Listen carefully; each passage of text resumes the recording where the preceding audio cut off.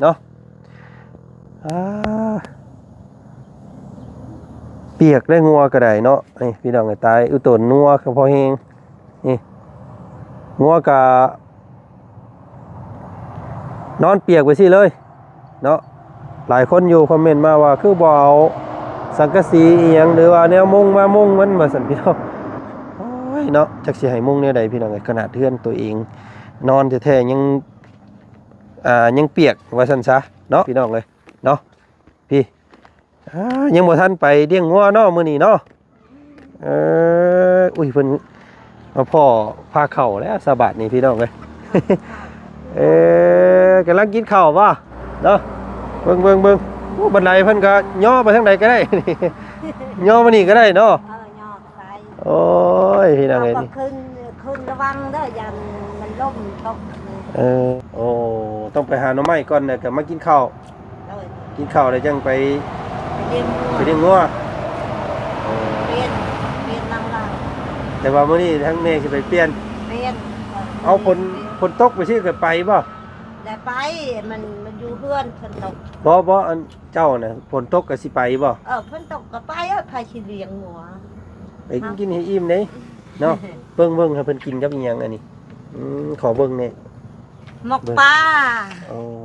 เป็นแต่แซ่บเฮ็ดลาบปลาน้อยหั่นสิตำเฮ็ดหมกอีอันนั้นเจ้าไปสอนมื้อก่อนนั่นบ่โดยโอ้มา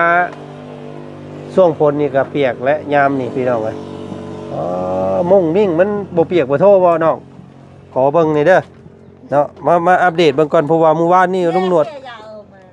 เปียกเนาะนอนบ่ได้เนาะลูกเอ้ยนี่พี่น้องเอ้ยเนาะ เปียกไว้แล้วส่งเสียเจ้าได้จะไปทางไหนเลยเนี่ยนี่เป็นนี่บ่สบายพี่น้องเลยเนาะสบายดีตัวพ่อเนาะจักปีเลยพ่อเจ้านี่51 ปีอันเมียนี่จักปี40เนาะ40คนนี้51คนนี้40โอ้ได้เมียน้อยตัวสนิทเนาะเอาเลยแม่นะเฮาป้าช่องละเมียได้โอ้ได้2 คนแหละโอ้น้อยนะเมียผู้ที่1ได้ลูกกี่คนโอ้อยู่เรื่องกระลายแล้วลูกบ่อยู่บ้านยังอันเมียเจ้าตะกี้แต่บ้านเฮาอยู่พุ่นมัดเลยโอ้อยู่พุ่นมัดเป็นนี่ได้จังว่าปะกันเมียแต่ก่อนนะแต่ก่อนท่านนะปะกันมันมาทุกต้องนั่นทุกยากนั่นแหละ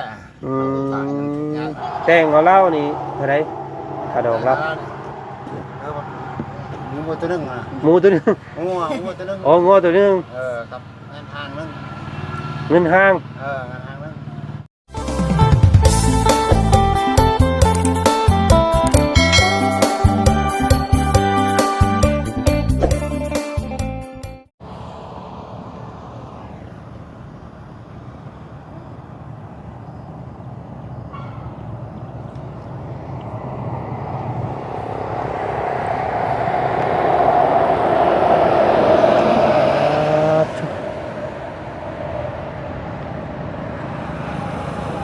คึมฟ้าคึมฝนยังบ่หยุดบ่หย่อนเด้อพี่น้องเอ้ยตกแต่มื้อวานจนเช้ามื้อนี้เนาะหากาขาดมิดน้อยนึงพี่น้องเอ้ยโพดโพเนาะพี่น้องเนาะคือว่าแหละยามฟ้ายามฝนยามนี้พี่น้องเอ้ยอ่ะเนาะมื้อนี้ทางบ่จันพี่น้องเอ้ยเนาะกะได้หวนขึ้นเข้ามาอัปเดตบ้านเฮือนซ่านของน้องลังเนาะหลายคู่หลายคนก็ว่าลังนกบ่ว่าซั่นพี่น้องเอ้ยหรือว่านั่งลังอีหยังน้อว่าซั่นเนาะชื่อน้องเพิ่นชื่อลังซื่อๆได้พี่น้องเอ้ยเนาะสระอังรอลิงนี่ลังเนาะสระอังรอลังว่าซั่นพี่น้องเอ้ยเนาะมื้อนี้ทางบ่จันก็ได้แก่ตะข่ายเล็กพี่น้องตะนางเล็กเนาะมาให้พอดีทางแม่เพิ่นว่าอยากให้อ้อมหัว อันหนองปลาว่าซั่นย่านหมูย่านม้าย่านแขกย่านคนเข้าหั่นแหละว่าซั่นซะบ่อยากให้เด็กน้อยกวนว่าซั่นพี่น้องแม่เพิ่นว่าให้ซื้อมามื้อนี้ซื้อมา2ก้อก่อนพี่น้องจักสิพอต่ออันนึงบ่หรือว่าแนวใดนะพี่น้องเนาะก็ติดตามเบิ่งก่อนให้เพิ่นเฮ็ดเบิ่งตัวจริงก่อนเนาะก่อนอื่นเด้อพี่น้องเด้อเนาะกราบทักทายสบายดีเนาะพ่อแม่พี่น้องหมู่เพื่อนหมดสุขุสุคนมื้อนี้บ่าวจันพาพี่พ่อน้องมาอัปเดตเบิ่งเฮือนน้องเพิ่นหลังจากลุงหนวดมามื้อวานพี่น้องเอ้ยป๊าโตฝนหัวใส่หัวเพิ่นเนาะได้นอนอยู่บ่เมื่อคืนนี่ว่าซั่นซะพี่น้องเอ้ยย่านบ่ได้นอนและหลายกว่าบ่เนาะพี่น้องเนาะก็เข้ามาเบิ่งพี่น้องเอ้ยเนาะเดี๋ยวมาเบิ่งนํกันว่าเป็นจังไดว่าซั่นซะที่อันนี้คอกงัวเพิ่นเนาะ ตัวนี้คอกงัวก็แบบนอนแบบนี้เลยพี่น้องงัวนี่เนาะเปียกได้งัวก็ได้เนาะนี่พี่น้องไอ้ตายอุตนงัวก็พอแฮงนี่งัวก็นอนเปียกไปสิเลยเนาะหลายคนอยู่คอมเมนต์มาว่าคือบ่เอาสังกะสีอีหยังหรือว่าแนวมุงมามุงมันมาสั่นพี่น้องโอ้ยเนาะจักสิให้มุงแนวใดพี่น้องไอ้ขนาดเทือนตัวเองนอนแท้ๆยังเปียกว่าซั่นซะเนาะนับภาษาอีหยังเฮือนงัวเนาะ มื้อนี้มาแต่เช้าเนี่ยอาจจะทวงทันน้องเพิ่นตามเบิ่งพี่น้องเลยเนาะพี่ยังบ่ทันไปเลี้ยงงัวเนาะมื้อนี้เนาะอุ้ยเพิ่นมาพ่อพาเข้าแล้วสะบัดนี่พี่น้องเลย กำลังกินข้าวบ่เอิ้นนึกว่านี่เนาะกินข้าวกับหยังสบายดีป้าลุงแน่เนาะทั้งแม่ทั้งลูกเลยสบายดีพี่น้องเลยโอ้กินกับหยังใส่เบิ่งอยู่หั่นเนาะเบิ่งโอ้บันไดเพิ่นก็ย่อไปทางใดก็ได้ ย่อมานี่ก็ได้เนาะย่อไปโอ้ยพี่น้องเอ้ยนี่ขึ้นระวังเด้อยันมันล่มตกนี่บันไดนี่สมมุติว่าแบกกระเป๋าเข้านี่ย่านหักจุหักเอ้ยเนาะกระเป๋าเข้า50โลคำเบรกมานี่ข่อยว่าย่านหักอยู่นอกบันไดนี่เบิ่งโอ้ยให้เบาดีอ้วนมาเด้พี่น้องเอ้ยเนาะเราบ่ลีเราเหยียบนี่บาทเดียวนี่หักปึ๊บเลยนี่ ใช่กินกับหยังที่หมกปลาไปช้อนน้ำห้วยนี่กินหมกปลากินเลยเนาะจ้าโลดบ่ต้องเกรงใจเนาะกินเลยพี่น้องเอ้ยเนาะไผสิไปเลี้ยงงัวมื้อนี้เฮานี่เปลี่ยนฝนตกเด้โอ้บ่มีบ้านอยู่เห็นอยู่ในคลิปของบ่าวลุงหนวดมาหาเมื่อวานนี่เห็นบ่หมู่ทางบ่จันนี่แหละทีมงานเดียวกันน้องอันเพิ่นขึ้นมาเบิ่งน้องเพิ่นปูเมื่อวานนี่เนาะเปียกบ่เลยบ่ลูก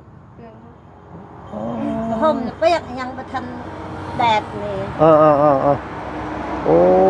นี่พี่น้องไงเนาะมันยังเปียกอยู่เลยนี่มุงพักมุงเช้ามุงนั่งกินข้าวน้องเพิ่นนี่ยังหยาดใส่หัวปกแป๊กอยู่นี่เนาะทำตกลงมาอีกก็หัวอีกได้นี่ เสื้อเปียกแท้ไปใส่มามื้อนี่ไปหาหน่อไม้มาเลยได้จักถุงมื้อนี่ได้2ถุงอีกเลยทุกๆเช้านี่คือต้องไปหาหน่อไม้ก่อนบ่โอ้ต้องไปหาหน่อไม้ก่อนแล้วก็มากินข้าวแล้วจังไปเลี้ยงงัวเปลี่ยนนางลาวแต่ว่ามื้อนี้ทั้งแม่สิไปเปลี่ยนเอาฝนตกไปสิก็ไปบ่ได้ไปมันอยู่เพื่อนฝนตกบ่อันเจ้าน่ะฝนตกก็สิไปบ่ฝนตกก็ไปพาสิเลี้ยงงัวเฮานี่มันก็เปียกแล้วซุมเจ้าเปียกจ่อที่นี่มดหาต้องเอาคันล่มก้างเอาคันล่มก็ก้างมาก้างมาน้อยงัวก็มันสิกินอยู่บ่งัวน่ะมันสิกินหญ้าอยู่บ่กินฝนตกก็กินหญ้าย่านว่ามันฝนตกยันมันบ่กินหญ้ามันหิวเนาะหิวมันอิ่มกับเขาเมื่อ มันจื้อแต่มองนะขี้มองก็ มาเลย มาเลยงัวเห่า โอ้แม่นบ่น้องลังแม่นบ่4 โมงเนี่ยมันห่วยมารถแม่นบ่โอ้ฮู้แทนงัวเจ้าเนาะ โอ้ เลี้ยงมานี่จักปีแล้วจักปีแล้ว เลี้ยงอ่ะ 5 ปี 5 ปีแล้วเลี้ยงงัวมานี่ ตะกี้มีจักโตเพิ่นเอามาให้เลี้ยง ตะกี้บ่มีจอชิงงัวถกอ่ะ ตะกี้บ่มีงัวเถิก บ่มี มันก็เลยบ่มีลูก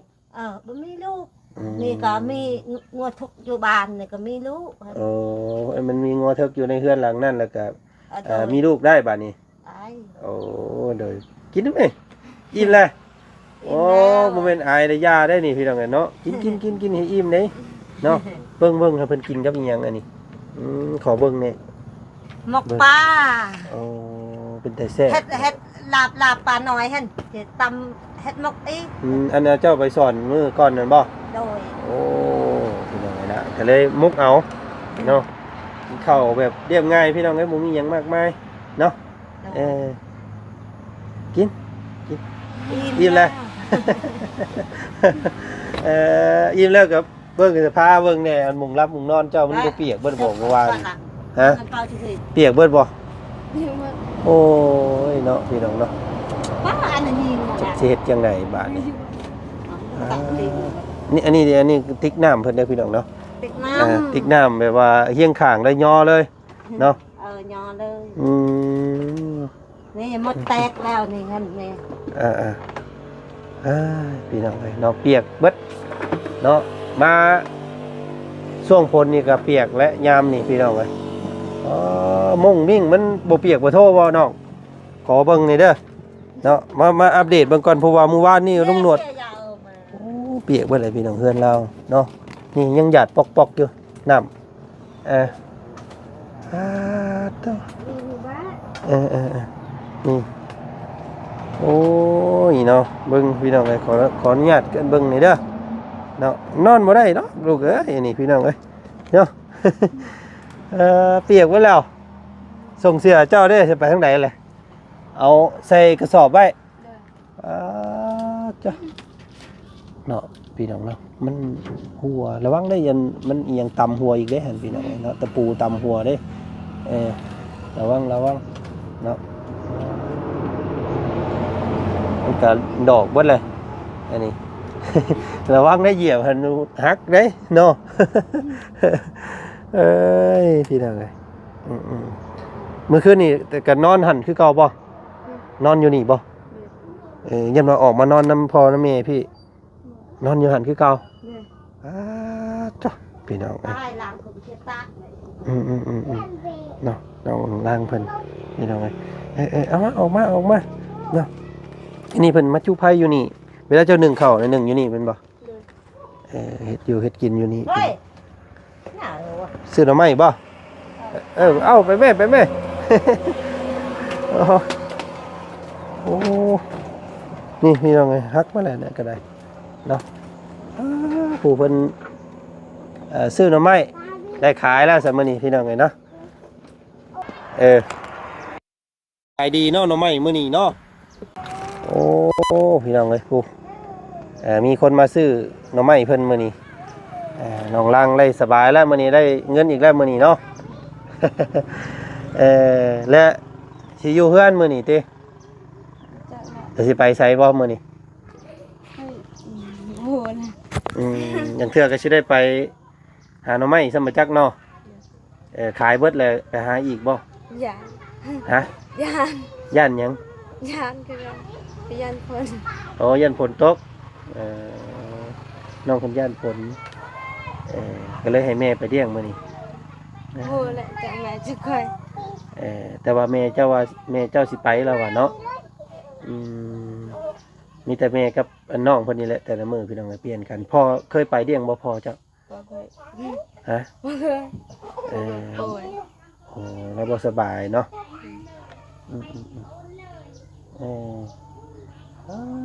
ขายดีพี่น้องน้ำไม้มื้อนี้เอามื้อนี้อ้ายอันซื้อตะไคร้มาให้เนาะตะนางมาให้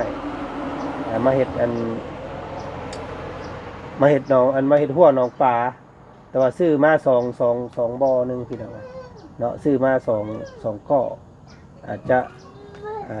ของเจ้าเนี่ยมันมีหัวอยู่แล้วของเจ้าเนาะมีหัวอ้อมอยู่แล้วบ่เอากระยาแต่สิซื้อให้อันว่าพอเขางอกนั้นแล้วก็ของน้องอ้อยนี่ครับของน้องน้ำผึ้งนั้นแม่ถึงว่าพี่ก่อนแม่สิถามนี่แม่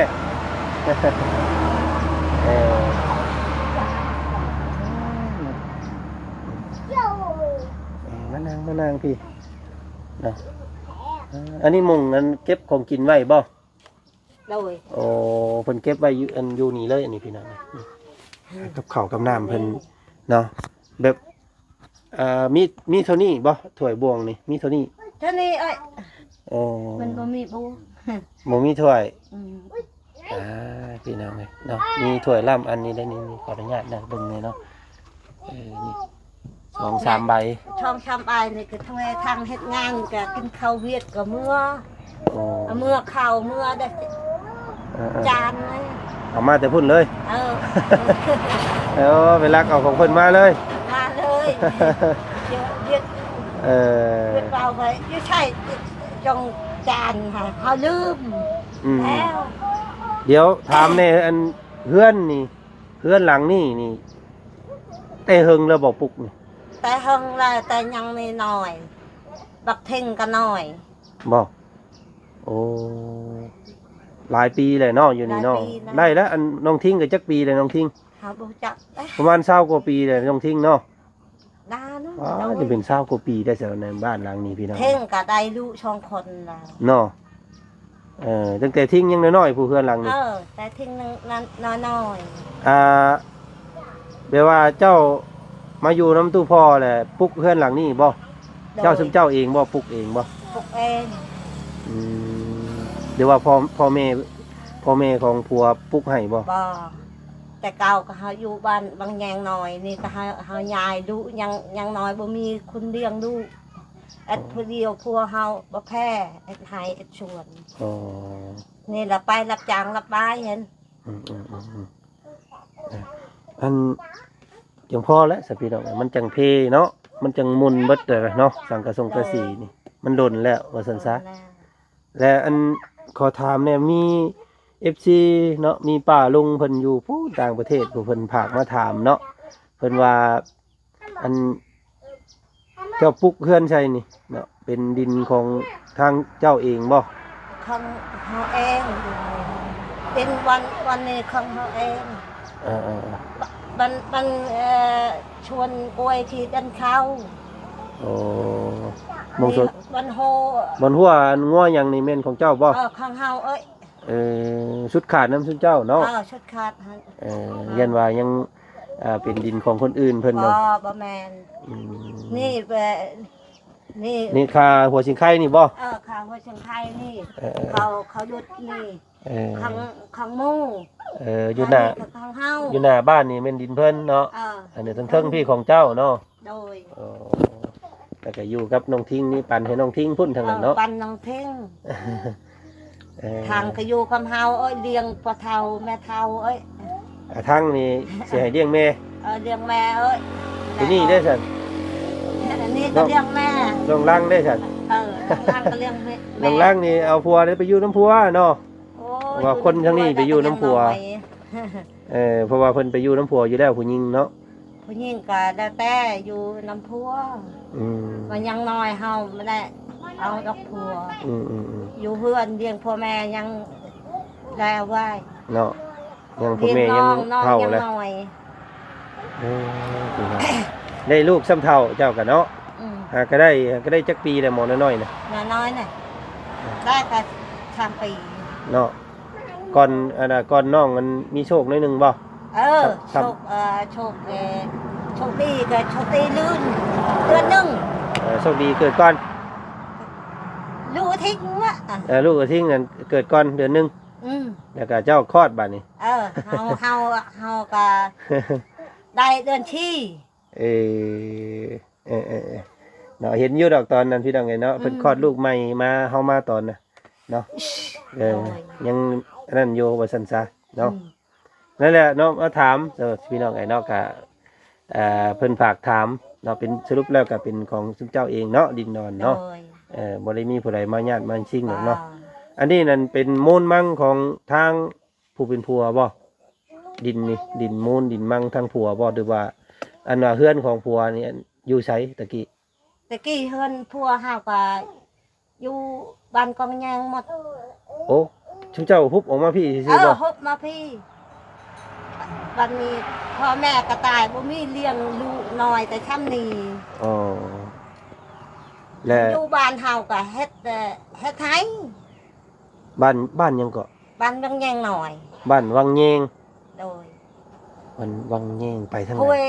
ห้วยลำแช่พุ่น โอ้ที่มันตามเซโปนพุ่นบ่โอ้วังแยงเนาะ โดย แล้วมาแล้วก็บ่ได้กลับไปเลยบาดนี่ บ่ อยู่นี่เลย อยู่นี่เลยหาไม่อยากไป โอ้ว่าง่ายๆนี่เพิ่นอพยพกันออกมาแต่พุ่นเนาะ อืม มันหากินหยังยากมันเป็นหยังจังออกมา แต่บ้านเจ้าพุ่น เป็นหยังก็เอ็ดให้เอ็ดชวนก็พอดียวมันบ่ร้อนนี่เฮ็ดงานจีนก็ไปกับหมู่ก็ม่วน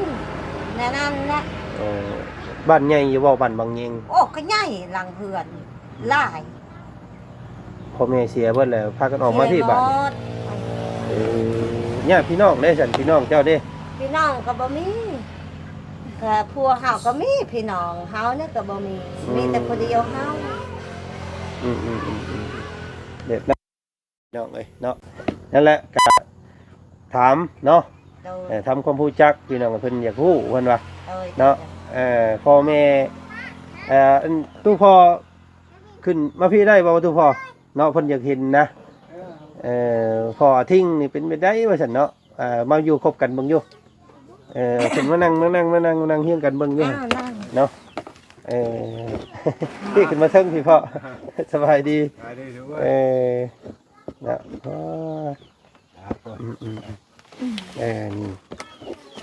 เพิ่นนี่บ่สบายพี่น้องเลยเนาะ โดย สบายดีตู้พ่อเนาะ สบาย จักปีเลยพ่อเจ้านี่ โอ้ย51 51 ปี จ้ะโดย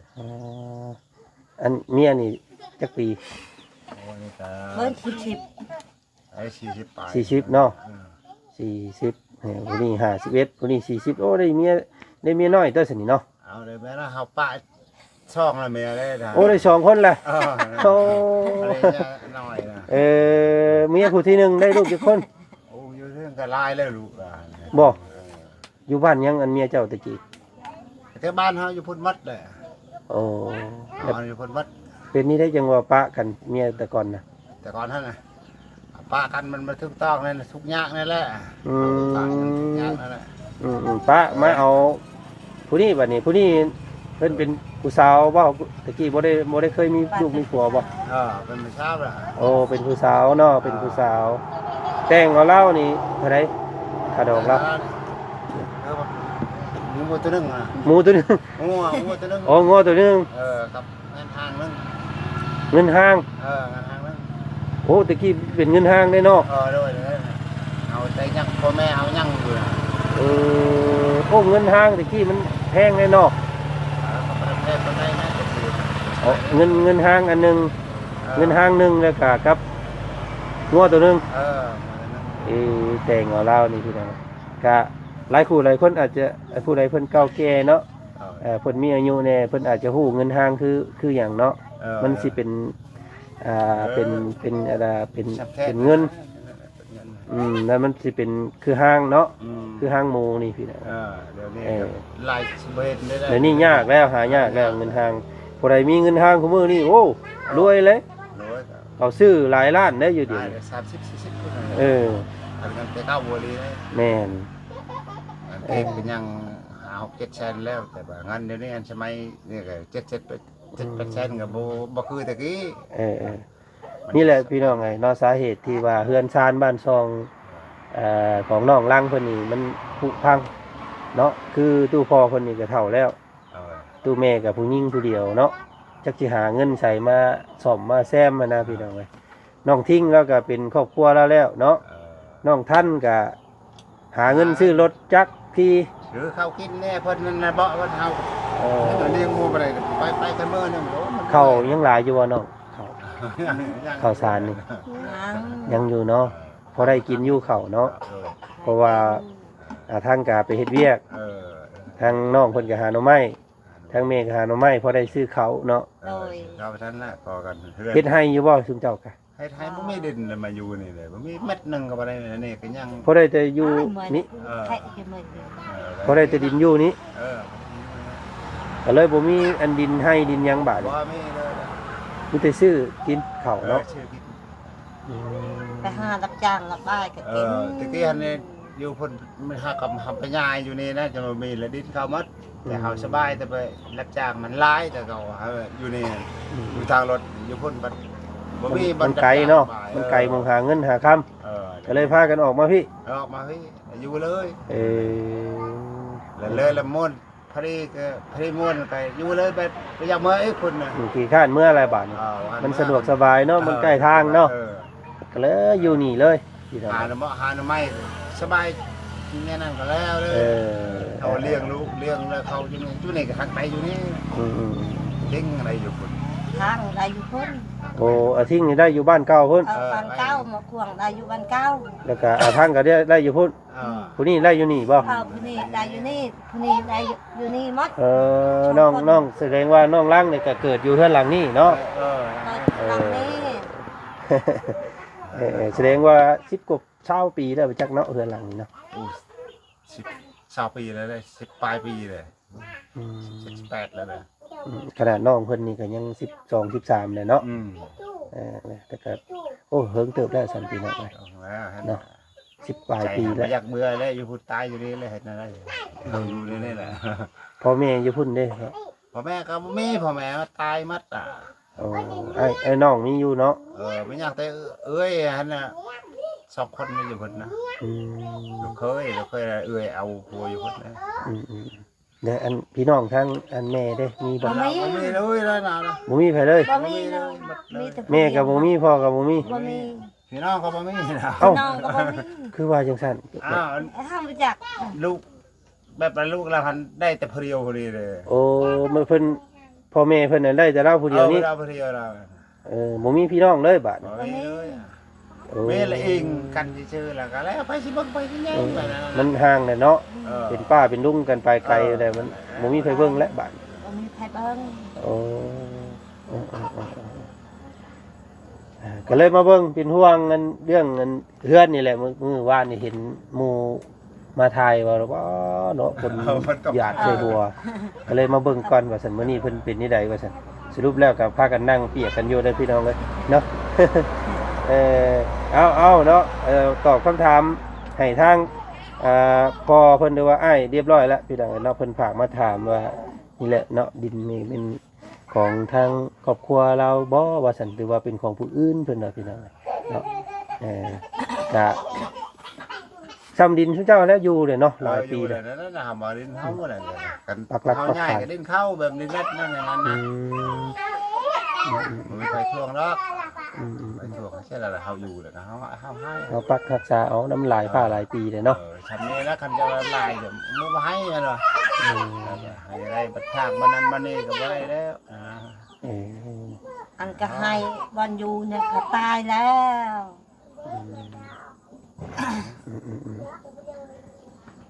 จะพี่น้องเอ้าเนาะโอเค เดี๋ยวสิวนเข้ามาหาใหม่อีกแล้วกันเนาะไปเอาแต่นางตะไคร้ลงก่อนเอาตะไคร้เล็กมาให้ตะไคร้เล็กมาให้อันเพิ่นอ้อมน้องปลาแต่ว่าทั้งเจ้านั้นมีแล้วอ้อมแล้วเนาะมันหัวสองพังไล่แล้วแล้วก็สิอ้อมให้อ้ายหัวงอกคนนี้กับน้องอันนั้นครับเนาะทางเจ้านี่มันมีขอกงัวหวังแล้วพี่น้องได้อยู่มันก็ทั้งข้างทั้งนี้กับของน้องทิ้งแล้วเนาะได้อยู่ดอกซ้ำนะพี่น้องมันมีแนวขังแล้วกับมันไก่เฮือนแน่ของเจ้าอันนั้นเพิ่นยันเล็กน้อย ลงลิ้นนะ มันเพิ่นก็เลยอยากให้อ้อมไว้ นางพรื้และลิ้นคังแม่บอกของนี่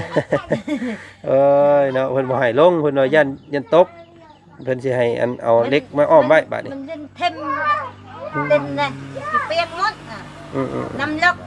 เป็นน้ำลกละ เอาพี่น้องมาทำความรู้จักกันเนาะกับครอบครัวเพิ่นก่อนเดี๋ยวสิวนมาใหม่เด้อน้องเด้อเอาสบายดีเนาะขอบใจเนาะ แห้งเอ้ย บ่ต้องอายเด้อเนาะ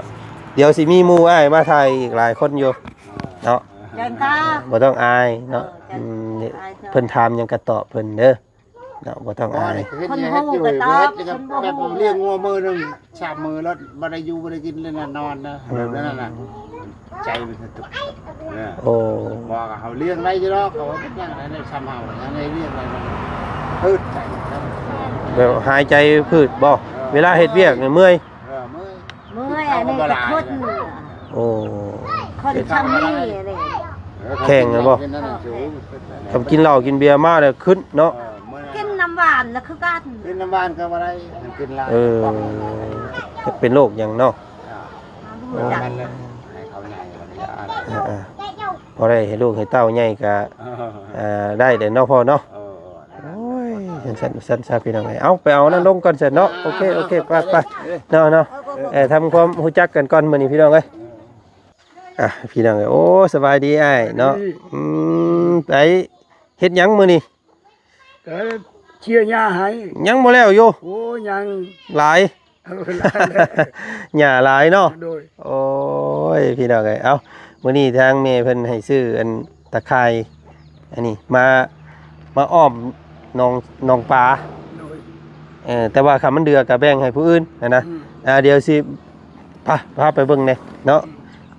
สิบอกให้จุดอ้อมมันนี่นะเพราะได้ปลูกผักน้ำแน่แล้วก็อ้อมไว้เพิ่นว่าให้เจ้าเฮ็ดหาลักขั่วมันเด้อ โอ้บ่ยากหลักเฮามือเป็นหลักแกนหมด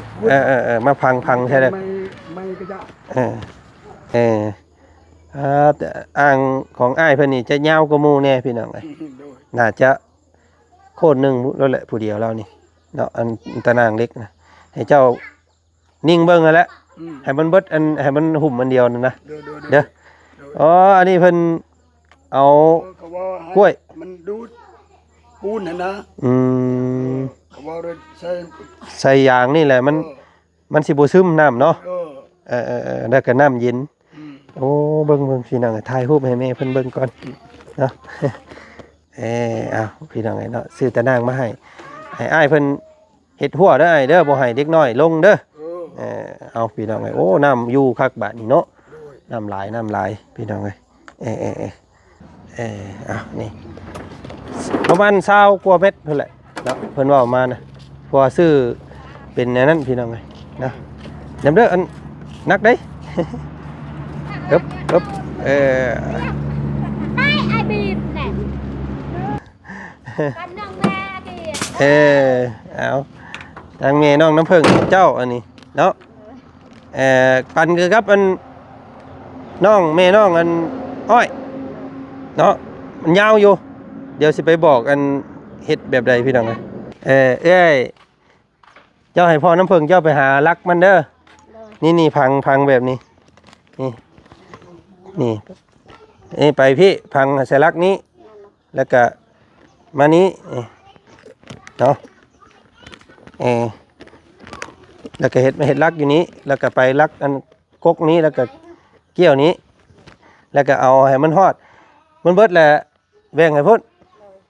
มันพอของเจ้าแหละแบ่งให้พุ่นตื่นนายชอบนี่ตื่นนายนะไปบ้านที่ผมไปตะวีกี่เดียวจะไปกับตรงนี้เข้าใจเนาะเดี๋ยวบอกพ่อน้ำผึ้งเพิ่นเฮ็ดทั่วเด้ออ้อมเฮ็ดงามๆเด้อแล้วก็นิ่งเอาอันนั้นตอกบัดนี้พี่น้องเนาะพี่ตัวนี้พี่น้องเนาะอยู่หลังบ้านหมู่เลยพี่เพิ่นโอ้เพิ่นมีหัวคักแน่ของเพิ่นเนาะสบายดีเอ้ยอุ้ยเพิ่นเอาอันกล้วยใส่พี่น้องลำกล้วยเนาะสร้างนั่นบอก มันจังบ่หัวแล้วก็เฮ็ดให้น้ำเย็นอีกโดยพี่น้องถูกต้องแล้วเพิ่นถึกสูตรแล้วเนาะบ่ได้หัวเนาะน้ำเนาะอันขุดปลาดุกเดี๋ยวสิซื้อปลาดุกมาให้มีแต่เจ้าอันขุดใส่อีกเด้อ เขายันไก่นั่นหลอก โอ้ยมันบ่ลงดอกเนาะบ่ลง อันให้เด็กน้อยเพิ่นขุดใส่อีกอันนี้นี่เนาะมันยังสิยุบลงอีกเด้นี่ เลย ให้มันเพียง